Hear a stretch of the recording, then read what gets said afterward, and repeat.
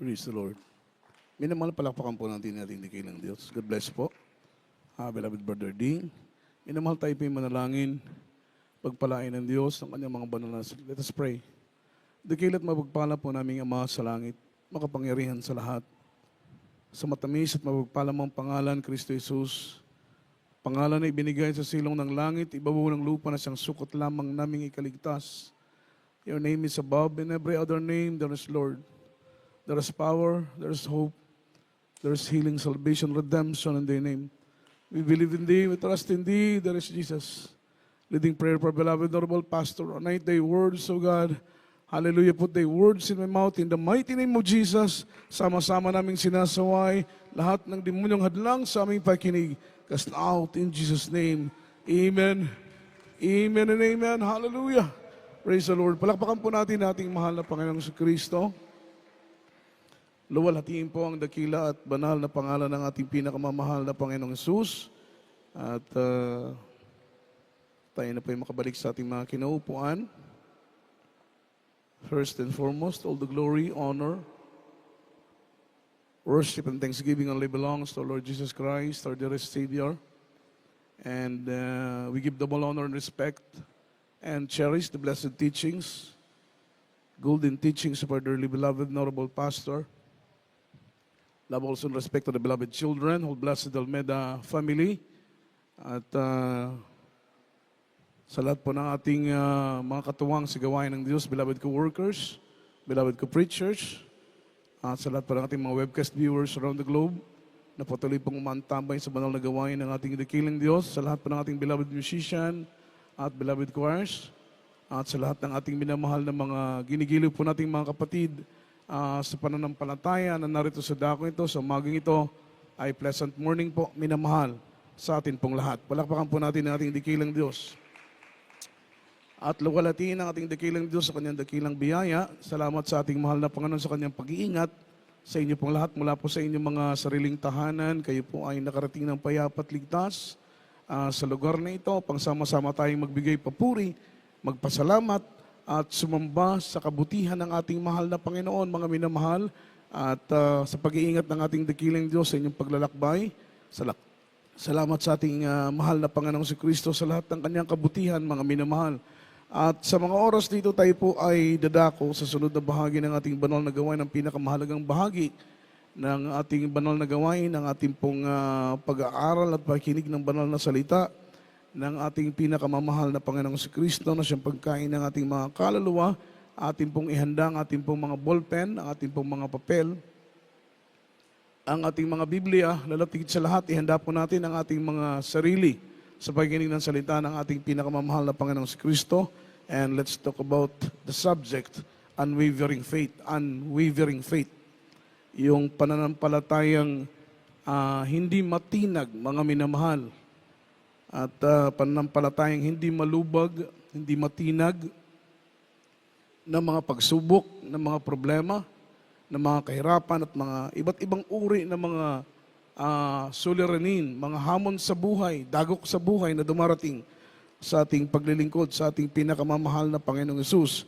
Ito po ay required sa lahat ng mananampalataya, lalong-lalo na po sa atin.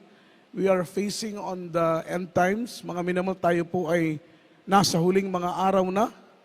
At dahil tayo po ay nasa huling mga araw na, habang papalapit ang pagdating ng ating mahal na Panginoon, ay pabigat naman ang pabigat ang mga pagsubok na ating kinakaharap. Say amen.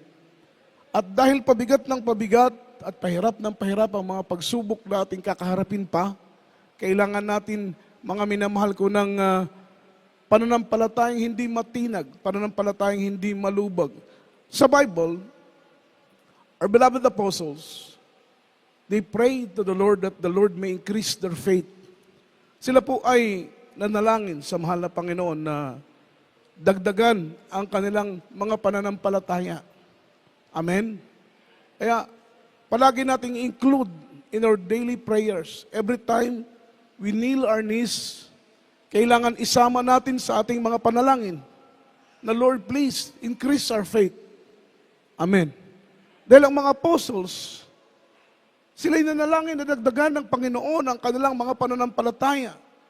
Dahil alam nila Mga minamahal, sila'y malapit nang humarap sa pagliglig, mga minamahal ko, sa kanilang mga pananampalataya. Kagaya po sa ating panahon ngayon, mga minamahal, kaliwat kanan na pagliglig ng ating mga pananampalataya. So ibig sabihin, kailangan din nating puspusang manalangin, iiyak sa mahal na Panginoon. Isama natin palagi sa tuwing tayo luluhod, sa tuwing tayo mananalangin, sa tuwing tayo lalapit sa ating pinakamamahal na Panginoong Hesus. Isama natin palagi sa ating mga prayer, Lord, please, increase our faith. Dagdagan mo, mahal na Panginoon, ang aming mga pananampalataya. Dahil baka dumating ang pagliglig ng ating pananampalataya at ang ating pananampalataya ay magkulang at hindi maging sapat sa pagsubok na darating. Maaring tayo po'y mabuwal. Maaring tayo po'y mahulog sa kamay ng ating mahal na Panginoon. Kagaya ng ilan sa ating mga kapatiran na dati-dati mainit na naglilingkod sa mahal na Panginoon, pero nasaan na sila ngayon? Pagdating ng pagliglig ng kaaway sa kanilang pananampalataya, sila po ay nabuwal. Sila po ay nahulog sa kamay ng ating pinakamamahal na Panginoon. At ang sabi ng Biblia, mga minamahal, it is a fearful thing to fall in the hands of the living God. Nakakatakot, isang karimari-marim na bagay, ang tayo po'y mahulog mula sa kamay ng ating pinakamamahal na Panginoon. Tiyak na bagay, mapapahamak tayo. Tiyak na bagay, hindi tayo magiging mabuti, mga minamahal. Hindi mapapabuti ang kalagayan ng ating buhay kung tayo po'y mahuhulog mula sa kamay ng ating pinakamamahal na Panginoon. Basahin po natin, mga minamahal, ang unang talata from the book of Philippians chapter 1 verse 29. Kayo hindi po.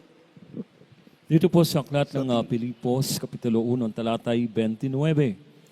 Sapagkat sa inyo'y pinakaloob alang-alang kay Kristo, hindi lamang upang manampalataya sa Kanya, kundi upang magtiis din naman alang-alang sa Kanya. Palakpakan po natin ang salita ng ating mahal na Panginoon. Ano pong sabi ng Biblia? He chose us not only to believe but also to suffer for His name's sake. Tayo pong lahat na nandito, tayo po'y pinili ng ating pinakamamahal na Panginoon. In the first place, hindi po tayo ang pumili sa ating mahal na Panginoon. Amen? Hindi tayo ang pumili sa Diyos. Sa totoo lang, mga minamahal, wala sa bokabularyo po natin, wala sa mga ambisyon natin, wala sa pangarap natin, listahan ng ating mga plano at mga ambisyon, hindi kasama ang ating paglilingkod sa ating mahal na Panginoon nung tayo po ay hindi pa naglilingkod sa ating dakilang Diyos. Anong ating mga ambisyon? Anong ating mga plano? Anong inaasam ng ating mga puso? Yumaman. Magkamal ng maraming pera, maging tanyag, maging kilala, magkaroon ng magandang bahay, sari-saring mga kagamitan, mga minamahal, malaking tahanan, magkamal tayo ng maraming pera. Yun ang inaasam ng ating mga puso. Wala po sa listahan natin ang paglilingkod sa ating pinakamamahal na Panginoon. Sa totoo nga lang po, wala tayong plano na maglingkod sa Diyos. Wala sa ating bokabularyo na maglingkod sa ating pinakamamahal na Panginoong Kristo. Pero maraming salamat sa ating mahal na Panginoon. Dahil ang Diyos, ang ating dakilang Diyos, ang gumawa ng himalang kapamaraanan upang tayo po ay makapaglingkod sa Kanya. Although na wala sa ating plano, although na wala sa ating ambisyon, wala sa ating bokabularyo, pero ang Panginoon ang gumawa ng himalang kapamaraanan upang mapihit ang iyong puso, ang aking puso, ang aking isip, at tayo po ay maglingkod sa ating pinakamamahal na Panginoong Kristo. Amen? Tinuruan tayo ng Panginoon umasa sa Kanya. Tinuruan tayo ng Diyos magtiwala sa Kanya. Tinuruan tayo ng Panginoon umibig sa Kanya, magmahal sa Kanya, mga minamahal. Kaya naman ngayon, natuto tayong umibig. Amen. Natuto tayong magtiwala sa ating pinakamamahal na Panginoon. Natuto tayong umasa sa ating dakilang Diyos. Kaya't sa gitna ng kahirapan, problema, may mga persecution, patuloy pa rin tayong naglilingkod sa ating pinakamamahal na Panginoon pagkat naunawaan natin kung gaano kahalaga ang paglilingkod sa Diyos. Sabi ng ating mga mahal sa buhay, you're wasting of time. Para sa kanila yung ginagawa natin ito, nagsasayang lang tayo ng oras. Say amen. Para sa kanila, nagsasayang lang tayo ng panahon. Para sa kanila, nag-aaksay lang tayo mga minamahal ng pera, pabalik-balik sa gawain ng ating pinakamamahal na Panginoon. Dahil hindi po nila alam yung essence, hindi po nila alam, mga minamahal, kung gaano kasarap ang paglilingkod sa ating pinakamamahal na Panginoon. Hindi tayo babalik-balik every Wednesday, Friday, Sunday sa gawain ng ating mahal na Panginoon kung wala tayong nahihita, kung walang benepisyo tayong tinatanggap. At dahil mga minamahal, nakita po natin yung bunga ng ating paglilingkod, nakita po natin yung benepisyo at pagpapala na ating tinatanggap. Start na naglingkod tayo sa mahal na Panginoon. Hanggang sa mga oras nito, mga minamahal, ang puso natin ay umaapaw ang pagpupuri at pagpapasalamat. Walang bahid ng pagsisisi sa ating mga puso na nakilala natin ang ating mahal na Panginoon. Bagkus, punong-puno ng pagpapasalamat ang ating puso na isang araw ay nakilala natin ang ating pinakamamahal na Panginoong Kristo. Amen? He chose us not only to believe, but also to suffer for His name's sake. Ibig sabihin, pag mag-commit tayo sa Panginoon, once na i-commit natin ang buhay natin kay Lord, ibigay natin ang buhay natin kay Lord, isuko natin ang buhay natin sa ating mahal na Panginoon. Kasi yun po ay isa sa mga requirements kapag tayo ay maglingkod sa ating mahal na Panginoon. Yung pagsuko ng buhay natin sa Kanya. Bakit natin kailangan ibigay ang buhay natin sa Panginoon? Bakit natin kailangan isuko ang buhay natin sa mahal na Panginoon? Dahil buhay ang Kanyang ibinigay para sa atin. Narapat lang din na buhay ang ating ibigay para sa Kanya. Buhay ang Kanyang ibinigay. Kaya't nararapat na buhay din natin ang ibigay natin sa Kanya. Amen? Sabi ng Bible, we are not in our own. We are bought with a price. Hindi na tayo ang nagmamay-ari ng ating mga sarili. Kapag ibinigay mo na ang buhay mo sa mahal na Panginoon, isuko mo na ang buhay mo sa mahal na Panginoon, hindi na ikaw ang nagmamay-ari ng iyong sarili. Kaya sa bawat desisyon, sa bawat plano, sa bawat hakbang na ating ginagawa, palagi tayong nag-acknowledge sa Panginoon. Palagi tayong sumasangguni sa mahal na Panginoon. Dahil yan po'y patunay na hindi na tayo ang nagmamay-ari ng ating sarili. Tayo po'y binili na ng ating mahal na Panginoon. Kaya, we are God's own property. Tayo po'y pag-aari na ng ating mahal na Panginoon. Kaya naman, dahil ikaw at ako ay property na ng Panginoon, iniingatan ka ng Diyos. Kahit sa gitna ng iyong pagtulog, iniingatan ka ng mahal na Panginoon. Kahit saan ka pumunta, may proteksyon ng ating dakilang Diyos. Inuutusan niya ang kanyang mga anghel upang tayo po'y ingatan sa gitna ng panganib, gitna ng mga kapahamakan. Natutulog tayong payapa, gumigising tayong payapa dahil kasama natin ang ating pinakamamahal na Panginoong Kristo. So we experience pain once na i-commit mo ang buhay mo sa mahal na Panginoon. Dili hayahay ang pag-alagad sa Ginoo. Amen? Dili sayon ang pag-alagad sa Ginoo. Dili sa iyo ang pagsulod sa langit. Amen? Kailangan dibdiban, totoo, buong puso ang ating paglilingkod. Hindi natin pwedeng gawing biro, mga minamahal ang paglilingkod, dahil hindi ganun kadali ang pagpasok ng langit. Kailangan seryoso, kailangan dibdiban ang paglilingkod sa ating pinakamamahal na Panginoon upang matiyak natin na sa pagdating ng ating dakilang Diyos, sa pagtunog ng huling tunog ng trumpeta sa isang kisap mata, kasama tayo na kukunin ng ating mahal na Panginoon. Tandaan ninyo ang sinabi ng Biblia. Merong kukunin, merong iiwan. Dalawang lalaking nasa bukirin. Kukunin ng isa, iiwan ang isa. Dalawang babaeng nasa gilingan. Kinuha ang isa, iniwan ang isa. Merong kukunin, merong maiiwan. Amen? At hindi biro kapag tayo po'y maiiwan sa rapture, mga minamahal. Hindi biro kapag tayo po'y maiiwan sa araw ng pagdagit. Sabi ng Biblia, pagsisisihan mo na ikaw ay ipinanganak pa. Kapag ikaw ay maiwan, mga minamahal, sa pagdating, pagbabalik ng ating pinakamamahal na Panginoon. Sapagkat sabi ng Bible, iipunin ng Panginoon ang kanyang mga banal from east, west, north, to south. Sa apat na sulok ng daigdig, iipunin ng Panginoon ang lahat ng kanyang mananampalataya, ang lahat ng mga tapat at matutuwid na naglilingkod sa Kanya, at idadalhin niya, mga minamahal, sa Kanyang piling, sapagkat nangako ang Panginoon na kung nasaan siya, ay naroon din naman tayo, at doon sa Kanyang piling, pamumuhay tayong sagana, payapa, wala nang lungkot, wala nang pagod, wala nang pagkabalisa, mga minamahal, wala nang problema. Wala nang pagsubok doon sa piling ng ating pinakamamahal na Panginoon. At alam po ninyo, at all cost, hindi po papayag si Satanas na tayo po ay makakyat ng langit. Kaya't ginagawa po niya ang lahat ng iba't ibang uring mga discouragement sa ating paglilingkod. Iba't ibang uring disappointment ang ginagawa ng kaaway para tayo po ay hindi magpatuloy, para tayo manghina, para tayo manlupaypay, tayo po'y manlamig, ma-discourage tayo sa paglilingkod, bumitaw tayo, umayaw tayo, gagawin lahat ng kaaway para hindi tayo makapagpatuloy sa paglilingkod sa ating pinakamamahal na Panginoong Jesucristo. Amen? Ngunit alam po ninyo, kahit gawin ng kaaway ang lahat, gagawa din ang Panginoon ng lahat para tayo po'y makapanatili at makapagpatuloy sa paglilingkod sa ating mahal na Panginoon. Nakikita po ninyo, kaliwat kanan ng mga problema, kaliwat kanan ng mga pagsubok, kaliwat kanan ng kahirapan, pero hanggang ngayon, nananatili pa rin tayo sa paglilingkod. Bumilang na tayo ng 10 taon, bumilang na tayo ng 15 taon. Ang iba sa atin, 20 years nang naglilingkod. Hindi nga natin in-expect. Ang iba sa atin, naabutin tayo ng year 2026. Kahit ang inyong paglilingkod, hindi ko inakala na ko iaabot sa taong ito ng paglilingkod. Kaya't alam po ninyo, every mga minamahal, pagpasok ng taon, meron pong tinatawag na year-end, mga minamahal Thanksgiving. At kami mga workers, bago kami sumalubong, mga minamahal ko ng bagong taon, instead na magpaputok, ang ginagawa namin ay nagpupuri kami. Sinasalubong namin yung bagong taon ng mayroong pagpupuri, pag-aawitan sa ating mahal na Panginoon.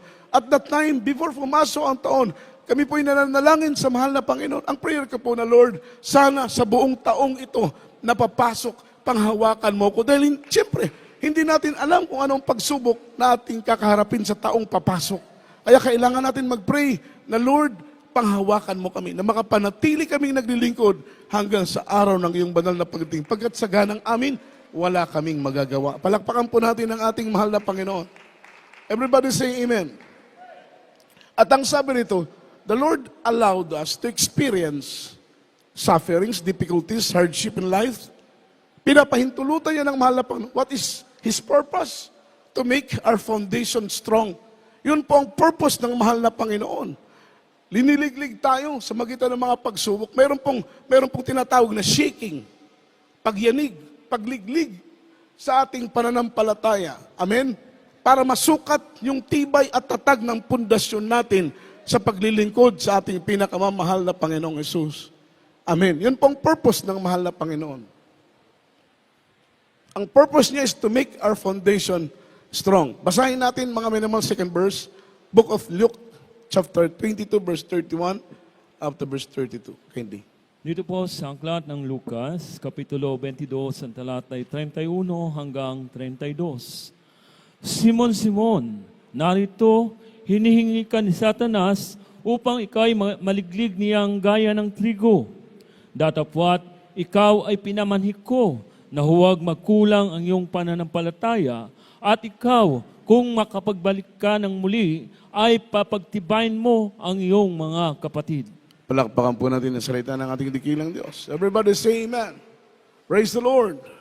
Purihin ang ating dikilang Diyos. So makita mo sa setas na ito, from the book of Luke chapter 22, verse 31. Sabi ng Biblia, Simon, Simon, narito hinihingi ka ni Satanas upang ikaw ay ligligin niyang gaya ng trigo. Amen. Ibig sabihin, mga minamahal, darating po yung matinding pagsubok, matinding mga minamahal pagsubok sa pananampalataya ni Apostol Pedro. Siya po'y liligligin, mga minamahal, katulad ng pagliglig ng isang trigo. Ngunit sabi ng Panginoon, tapat, pinamamanhi ko, idinadalangin ko, sabi ng mahal na Panginoon, na sana kung dumating ang pagliglig ng iyong pananampalataya ay hindi magkulang ang iyong pananampalataya. Dahil kapag dumating ang araw na ligligin ng mahal na Panginoon, ipahintulot na ligligin ng ating dakilang Diyos ang iyong pananampalataya at sa araw ng pagliglig ng iyong pananampalataya ay magkulang din naman ang iyong pananampalataya, maaring tayo po ay mahulog at mabuwal sa paglilingkod sa ating pinakamamahal na Panginoong Jesucristo. That's why we need to pray. Kailangan natin mag-pray, manalangin na, Lord, increase our faith. Dagdagan mo, Panginoon, ang aming mga pananampalataya. Amen. Ang karamihan sa atin, Material ang ating hinihingi, pinansyal ang ating hinihingi, tagumpay ng pag-aaral ng ating mga anak, maging successful tayo sa ating mga business, puro material na mga bagay. Nakakalimutan na natin, mga minamahal, ang idalangin sa mahal na Panginoon, ang mga bagay na spiritual na makikipagbigay tibay, tatag sa ating mga pananampalataya. So, idalangin natin sa mahal na Panginoon, Lord, please, increase our faith. Dahil darating pong araw, liligligin ang ating mga pananampalataya. Palakpakan natin ang ating dakilang Diyos. At kung dumating man ang araw na yon, mga minamahal, ipanalangin natin na maging sapat na po, mga minamahal, at hindi magkulang ang ating mga pananampalataya. In early church, sa panahon po ng mga early Christians, early believers, meron pong dumating sa kanilang tinatawag na the doomsday, the day of execution. Yung kanilang paghihirap, mga minamahal, ay talagang brutal.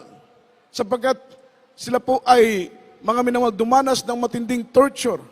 Buhay nila, mga minamahal, ang naging kapalit sa kanilang paglilingkod sa ating pinakamamahal na Panginoon. Just imagine, sabi ng history, mga minamahal, Book of Martyrs, kung mababasa po ninyo, sabi doon, mga minamahal ko, some of them, they are killed, they are hunted, they are tortured, they are persecuted. Not because they are criminals. They are persecuted and hunted, not because they are transgressors of the law. They are hunted, they are persecuted, they are killed, mga minamahal, because they are followers of Jesus. Sila po'y pinapatay. Hinahunting sila katulad ng mga minamahal paghunting ng mga baboy ramo sa kabukiran. They are persecuted because they are followers of Jesus. They are hunted because they are followers of Jesus. They are killed because they are followers of Jesus. Just like us. Kagaya po sa atin, mga minamahal. We are followers of Jesus. Say amen. Palakpakan po natin ang ating pinakamamahal na Panginoon. We are followers of Jesus. Kagaya ng mga apostles, pinapatay sila, hinahunting sila, pinahihirapan sila because they are followers of Jesus. Kagaya po sa atin, mga minamahal, pero hindi po nila itinatwa, hindi po nila ikinahiya, hindi po nila itinago na sila ay followers ng ating pinakamamahal na Panginoon. Palakpakan po natin ang ating dakilang Diyos. Ganon din po sa atin, mga minamahal. Sa opisina natin, huwag natin ikahiya na tayo po ay followers ng mahal na Panginoon. Kapag tayo po ay nasa paaralan, tayo po ay nasa trabaho, saan man tayong dako na roon, huwag natin ikahiya na tayo po ay followers ng mahal na Panginoon. Huwag natin ikahiya na tayo po ay born again. Sapagkat sabi ng Biblia, kung ikahiya mo na ikaw ay followers ng mahal na Panginoon, kapag ikahiya mo na ikaw ay naglilingkod sa Diyos, ikakahiya ka rin naman ng ating Ama doon sa langit. They are hunted, they are killed because they are followers of Jesus. Pero alam po ninyo, mga minamahal, hindi nila binitawan ang kanilang pananampalataya. Hindi sila tumalikod, hindi sila umayaw, hindi nila tinalikuran ang kanilang paglilingkod sa ating pinakamamahal na Panginoon. At ang sabi ng Biblia, some of them, they are flattened by lions. Sila po ay linalapa, pinapalapa sa leon. Ginugutom ang mga leon ng ilang araw, hindi pinapakain ng ilang linggo, upang kung ang mga early believers, early Christian, ilagay sa gitna ng arena, yung arena ay parang stadium po yan, napapalibutan ng maraming Hudyo at nagiging mga minamahal, pangitain sila sa gitna, mga minamahal ko ng arena.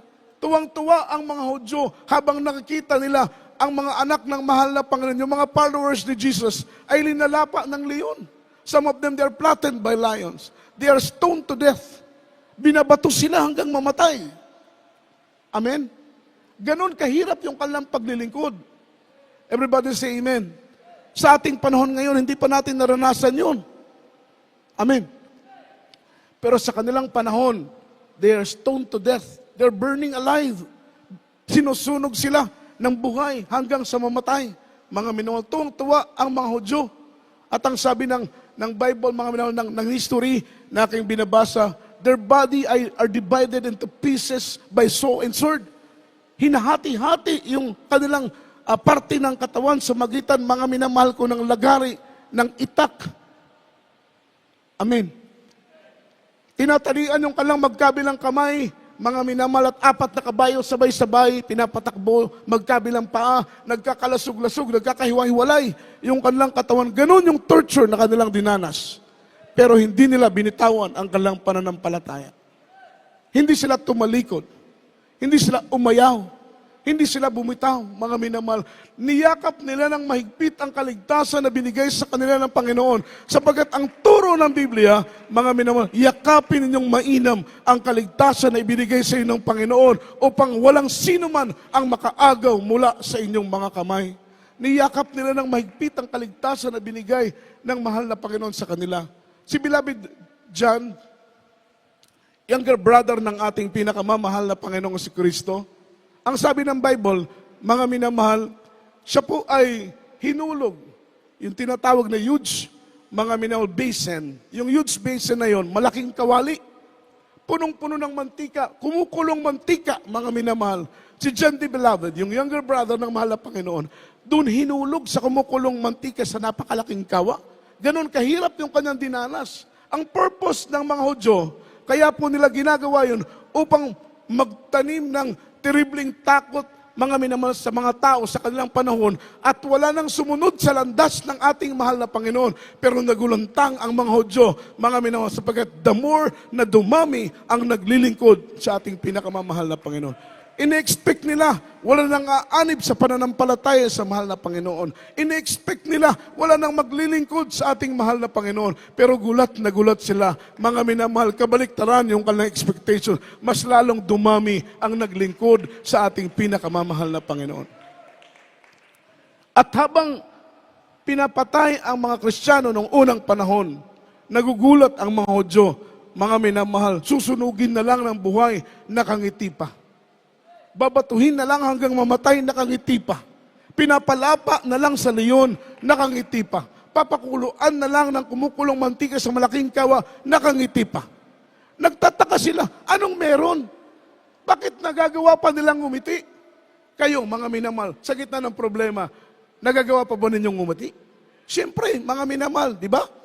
In the midst of the storm, in the midst of trials, in the midst of difficulties, tayo pong mga anak ng Panginoon na buong pusong nagtitiwala sa Kanya, hindi tayo nababahala, hindi tayo natatakot, mga minamahal, dahil alam natin, tapat ang Diyos na nangako na kailanman ay hindi niya tayo iiwan, kailanman ay hindi niya tayo pababayaan. Palakpakan po natin ang ating pinakamamahal na Panginoon.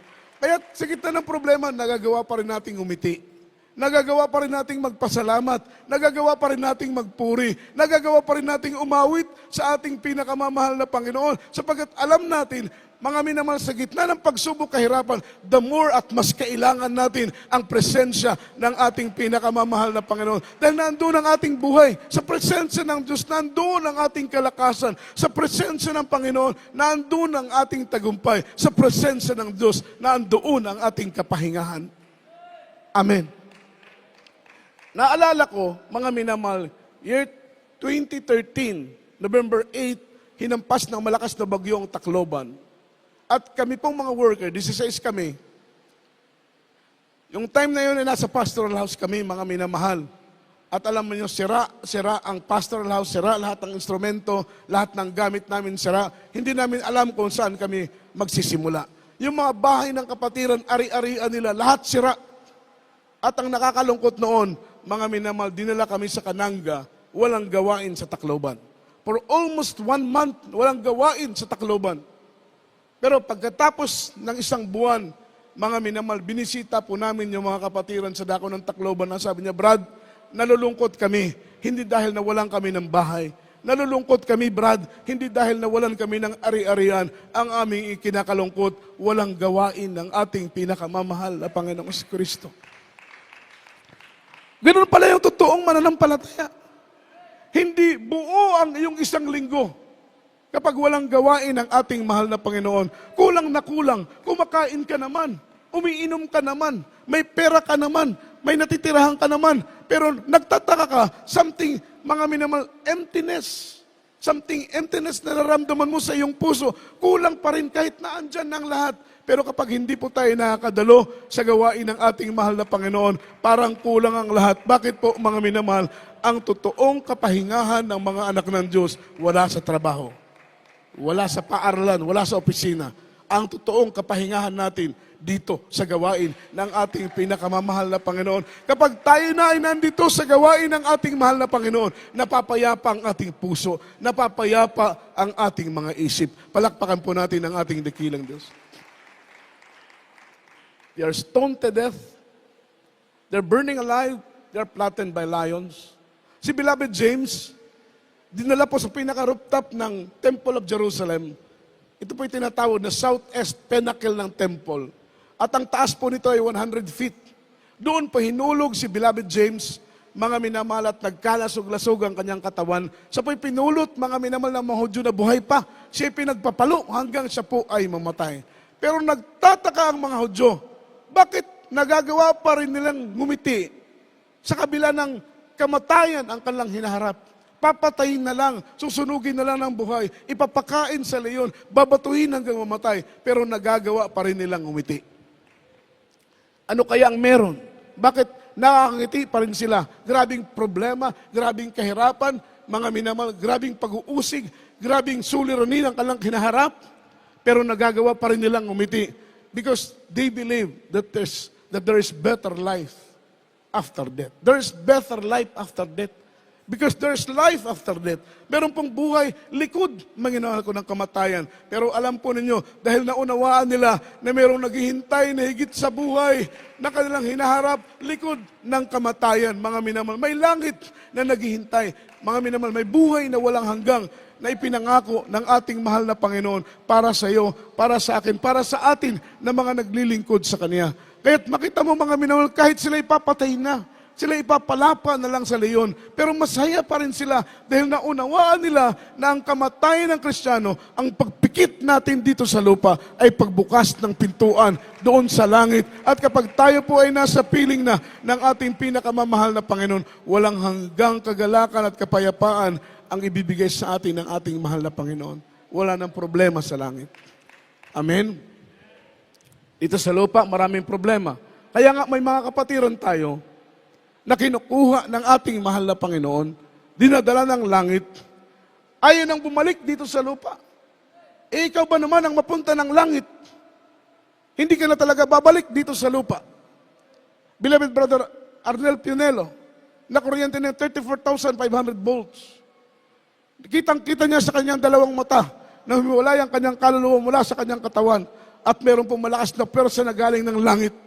Hinigop po siya ng malakas na pwersa na yon at dinala siya dun sa kaharian ng ating pinakamamahal na Panginoong si Kristo. At nung siya po ay nasa langit na, amen, sabi ng mahal na Panginoon, sabi niya, mahal na Panginoon, patay na po ba ako? Ang sabi ng ating dakilang Diyos, patay ka na, hindi ka kasi nag-iingat. So ibig sabihin, kahit pala tayo ay nasa buong katotohanan na, buhay ang Diyos natin, kailangan pa rin pala nating mag-ingat sa lahat ng ating ginagawa upang taglayin po natin ng proteksyon na galing sa ating dakilang Diyos. At siya po'y pinababalik ng mahal na Panginoon, bumalik ka sa lupa. Sabihin mo sa iyong pastor ng inyong pagpupuri, ang inyong pagsamba ay nakakarating sa langit at nakakalugod para sa akin. Ayaw niya nang bumalik dito sa lupa, pero kailangan niyang bumalik, mga minamahal. Amen? Siyempre sa langit, wala ka ng problema.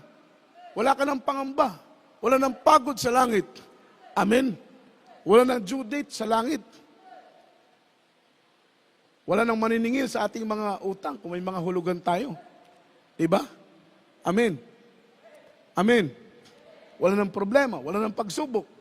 Lahat, mga minamahal, perpekto sa kaharian ng ating pinakamamahal na Panginoong si Kristo. Yun ang pangako ng ating dakilang Diyos, buhay na walang hanggang. Kaya pala, na kahit sila ipapatayin na, nagagawa pa rin nilang umiti. Kaya pala, kahit sila susunugin ng buhay, nagagawa pa rin nilang umiti. Kaya pala, babatuhin na lang sila hanggang mamatay, nagagawa pa rin nilang umiti. Dahil sa puso at isip nila na may inam na buhay, mas mainam, mas magandang buhay ang naghihintay sa kanila doon sa piling ng ating pinakamamahal na Panginoong Kristo. Palakpakan po natin ang ating dakilang Diyos. Kaya ang nais ng ating mahal na Panginoon, magkaroon tayo ng matibay na pundasyon sa paglilingkod sa Kanya. Ipanalangin natin palagi na dagdagan ng Panginoon ang ating mga pananampalataya upang pagdating ng pagliglig ng Panginoon sa ating pananampalataya ay magawa po nating magtagumpay. Ganun po ang buhay Kristiyano, mga minamahal, hindi po palaging rosas. Tayo po ay katulad ng isang manlalakbay. Amen? Yung Christian life is just like a Christian journey. May patag, may pataas, may bako-bako, mga minamahal. Amen? May pababa, may pataas. Ganun ang paglalakbay, mga minamahal. Ganun din sa atin. May pagsubok, may problema, minsan ay pagpapala naman. Hindi po, mga minamahal, palaging pagpapala. Minsan ay pagsubok, pagpapala, pagsubok. Hindi po palaging pagpapala. Dahil kung palaging pagpapala ang darating sa atin, hindi tayo lalago, hindi tayo magiging matibay, hindi tayo magiging matatag kung puro pagpapala na lang. Kung puro naman pagsubok, hindi natin matututunan ang aral sa gitna ng pagpapala. Sapagkat may aral, may leksyon sa gitna ng pagpapala na hindi natin matututunan sa gitna ng pagsubok. May aral at turo na ating matututunan sa gitna ng pagsubok na hindi natin matututunan sa gitna ng pagpapala. Pasalamatan natin kung may pagpapala, salamat sa mahal na Panginoon. Kung may pagsubok, pasalamatan din natin ang ating dakilang Diyos. Ano man ang mangyari sa buhay natin, may pagliliglig sa ating paglilingkod, pasalamatan natin sa mahal na Panginoon at humingi tayo ng kalakasan na tayo may panghawakan ng ating dakilang Diyos at makapanatili tayong naglilingkod sa Kanya. Alam po ninyo, mga minamahal, minsan talaga may pagsubok na dumarating sa atin na parang bibigay na tayo. Yung pagsubok na below the belt. Yung pagsubok na hindi na natin makayanan halos. Amen. Kagaya po sa aming mga beloved workers, mga minamahal. Kagaya sa aming mga beloved preachers. Matapang kami mangaral, mga minamahal. Pero alam po ninyo, may mga pagsubok din namin na minsan dumarating sa amin na halos hindi namin makayanan. Kagaya po ng inyong abang lingkod, may dumating sa aking trials na halos hindi ko na kayang mga minamahal harapin. Kaya't nag-decide ako na hindi na ako mag-preach. Nag-decide ako lumabas sa pagiging full-time worker, mga minamahal. Dahil dumating po yung point na sobrang disappointed ako. Sobrang discouraged ako sa mga pangyayari, mga minamahal. Gusto ko nang bitawan ang aking tungkulin. Amen? Pero pinaisip sa akin ng mahal na Panginoon na anak, bago ka lumabas, isulat mo lahat ng dahilan mo kung bakit kailangan mong tumalikod sa akin. Amen? So marami akong rason. Bakit kailangan ko ng hindi dumalo? Bakit kailangan ko ng hindi magpagamit? Bakit kailangan ko ng bitawan ang aking paglilingkod? Ang aking pagiging mangaral, mga minamahal. Marami akong dahilan. Isinulat ko po sa papel lahat ng aking dahilan. Sa sobrang disappointment ko, mga minamahal, sobrang discourage ko, marami akong naisulat ng mga dahilan. Maraming katitisuran ang aking naisulat. Pero mga minamahal, alam po ninyo, pagkatapos kong isulat lahat ng aking dahilan, kung bakit kailangan ko ng bitawan ng paglilingkod, mga minamahal, isinulat ko rin yung mga dahilan ko kung bakit kailangan kong manatili sa paglilingkod sa mahal na Panginoon. Amen? Sinulat ko yung lahat ng dahilan ko. Kung bakit gusto ko nang bitawan yung aking pagpapagamit. Gusto ko nang lumabas bilang manggagawa. Sinulat ko lahat. Pero alam po ninyo, nung sinusulat ko na, yung dahilan bakit kailangan kong manatili, isa pa lang yung naisusulat ko. Hindi ko na mapigilan tumulo ang aking luha. Mga minamahal, naunawaan ko, mga minamahal na ang Diyos ay mabuti. Yung unang-una kong isinulat na dahilan, bakit kailangan kong magpatuloy? Bakit kailangan kong manatili? Bakit ko kailangan, mga minamahal, yakapin ang pagkatawag at pagkapili sa akin bilang manggagawa, bilang mangaral ng ating mahal na Panginoon? Ang unang-una kong sinulat doon, ang Diyos ay mabuti. Ang Diyos ay mabuti. Amen? Maraming discouragement sa buhay natin, totoo. May mga pagsubok na parang gusto nating bumitaw, gusto nating umayaw, gusto nating tumalikod, hindi na dumalo. Hindi na mag-attend sa gawain. Amen. Pero iisa lang ang katapat niyan, mga minamahal. Mabuti ang Diyos sa buhay natin. Mabuti ang Diyos sa buhay natin. Pag may mga karamdaman tayo, ang mahal na Panginoon nagpapagaling. Pag may problema tayo, Diyos ang naglulutas, mga minamahal. Kapag tayo po ay nasa panganib, may Diyos tayong mga minamahal, nag-iingat. Tayo po'y nangangailangan, hindi na tayo nangangapa pa sa dilim. Hindi kagaya noon, nung wala tayo sa mahal na Panginoon. Kaya kapag may problema tayo, may suliranin tayo kung sino-sino ang ating linalapitan, kung sino-sino ang ating tinatawagan. Ngunit ngayon, kapag may pagsubok, kapag may problema, mga minamahal, alam na natin, iisa lang ang ating tinatawagan at linalapitan. Walang iba, kundi ang ating pinakamamahal na Panginoon. Mabuti ang Diyos sa buhay natin. Pagsamasamahin pa natin yung mga pagsubok sa buhay natin, mga minamahal, ang katapat lang niyan ay mabuti ang Diyos sa buhay natin.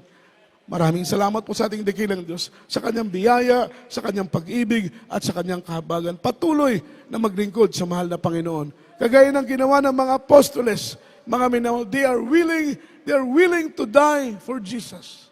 They are willing to risk their life for Jesus. Handa silang mamatay para sa ating pinakamamahal na Panginoong si Kristo, na habang sila'y may buhay, habang sila'y may lakas at mahininga, maglilingkod sila sa ating pinakamamahal na Panginoong Jesus. Tayo po'y umawit sa mga oras nito. Purihin po natin ang ating dakilang Diyos. Luwalhatiin po natin ang kanyang dakila at banal na pangalan, mga minamahal. Mabuti ang Diyos sa buhay natin. Huwag tayong tumutok sa problema. Huwag tumutok sa pagsubok. Huwag tayong tututok sa mga kahirapan. Kakulangang pinansyal, huwag titingin, mga minamahal. Sa kahirapan, huwag titingin. Sa mga katitusuran na ating nakikita, huwag tayong tututok dyan. Look unto Jesus, because Jesus is the author and the finisher of our faith. Fix your eyes on Jesus. Tutok tayo palagi sa ating mahal na Panginoon. Yung kabutihan ng Panginoon na ginawa niya sa buhay natin, huwag nating kakalimutan na ang Diyos ay mabuti sa mga buhay natin. Tayo po umawit sa ating mahal na Panginoon.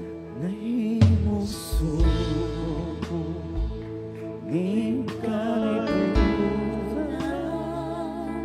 uban sa dakugan katuyuan inisugod ko sa kalangitan mga bulan mo nagigulan di mo ipahimulan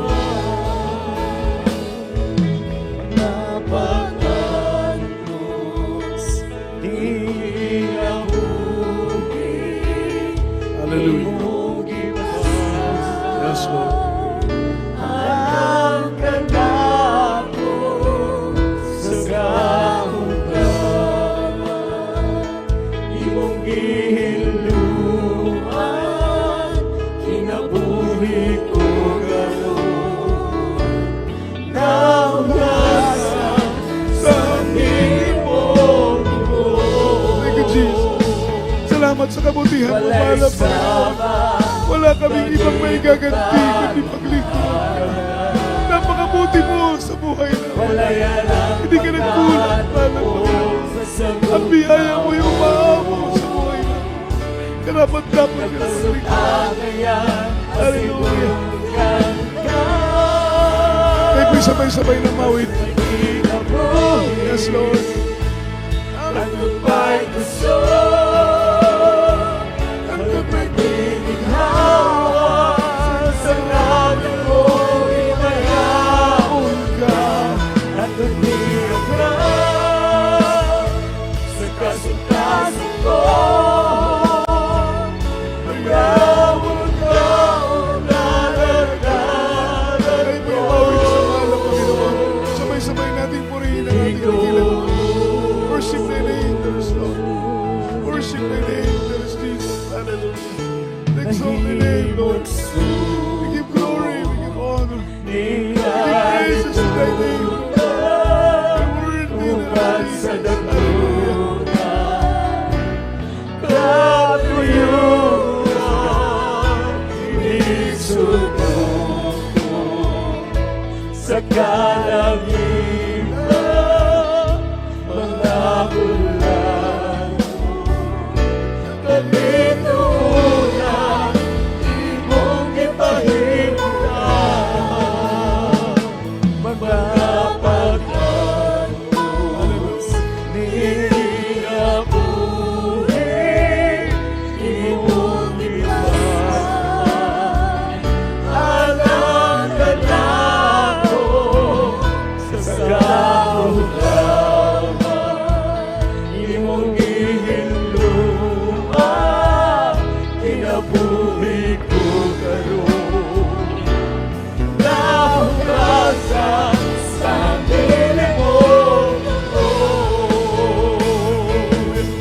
walay sama, kanino ka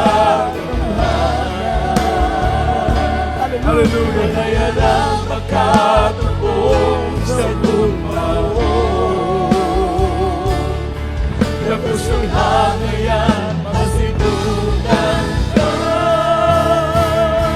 At ang nagkinabos, Yes, Lord. Hallelujah.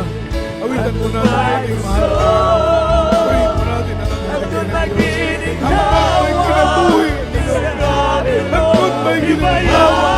Magalakad ka ni ang Kristo. pag-ibig Mag-isimba. sa kaligtasan ko.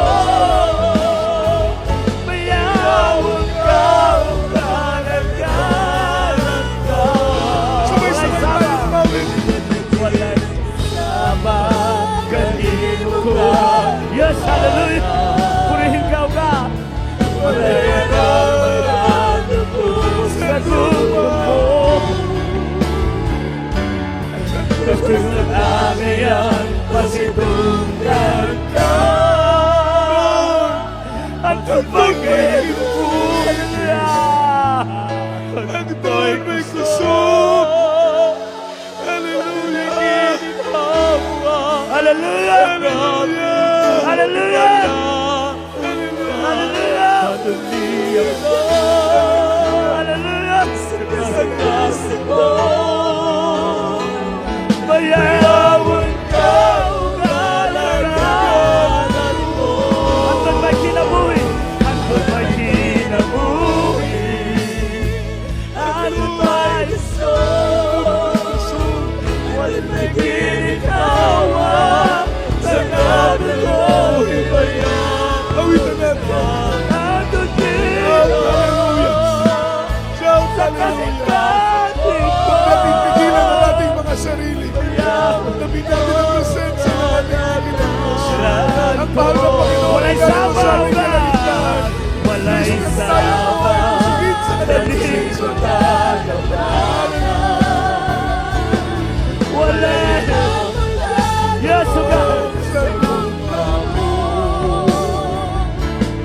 Pagkusog angayan, masitugan ka.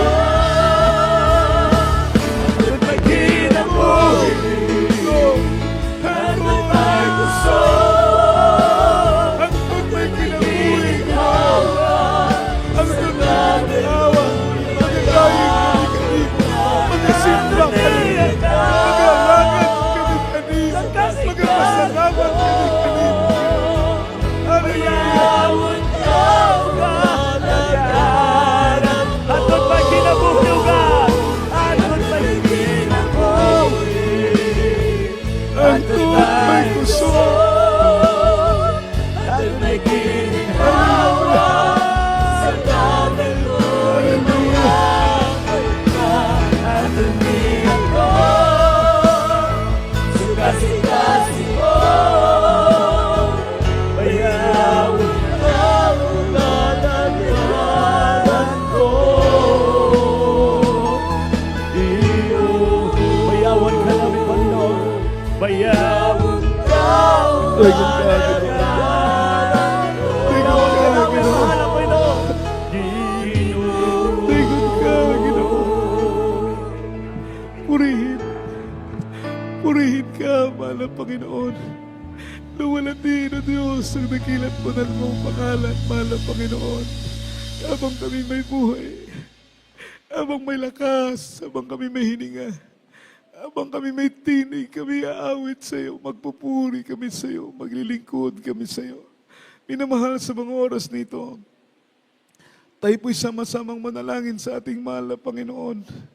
Ipanalangin po natin na panghawakan tayo ng ating dakilang Diyos sa panahon na dumating ang pagliglig ng ating mga pananampalataya.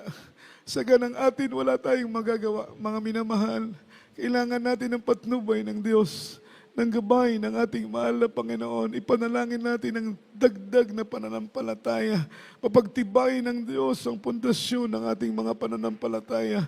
Sa unang dalangin ng ating kagalang-galang na pastor, tayo po'y manalangin sa mga oras nito. Hallelujah. Mapagpalang Diyos, Ama namin sa langit, makapangyarihan sa lahat. Sa mga oras na ito, mahal na Panginoon, naming tinataas ang aming mga kamay. Tiklop ang aming mga tuhod, tanda ng aming pagpapakumbaba. Tanda ng aming pagpapasakop sa ganang amin, wala kaming magagawa kung ikaw ay wala. Batid mo, mahal na Panginoon, na kailangan ka namin higit kanino man. Kailangan ka namin higit sa anumang mga bagay. Pagkat ikaw ang aming buhay, ikaw ang aming kagalakan, ikaw ang aming kalakasan, ikaw ang lahat sa amin, mahal na Panginoon. Nabubuhay kami para sa iyo. Dahil sa iyo, mahal na Panginoon, ikaw ang dahilan bakit kami nananatili, bakit kami nagpapatuloy, bakit buong galak namin ginagampanan ang aming mga tungkulin. Dahil mabuti kang Diyos sa buhay namin, aming dalangin ang karagdagang kalakasan, karagdagang pananampalataya, matibay na pundasyon sa aming paglilingkod upang dumating ang dagok sa buhay, ang mga pagsubok ay manatili kaming nakatayong matatag, umaasa, nagtitiwala sa iyo, mahal na Panginoon. Ang dalangin ng mahal na Pastor, be with us there is Lord. Amen and amen. Hallelujah. Praise the Lord. Praise the Lord. Palakpakan natin ang ating mahal na Panginoon.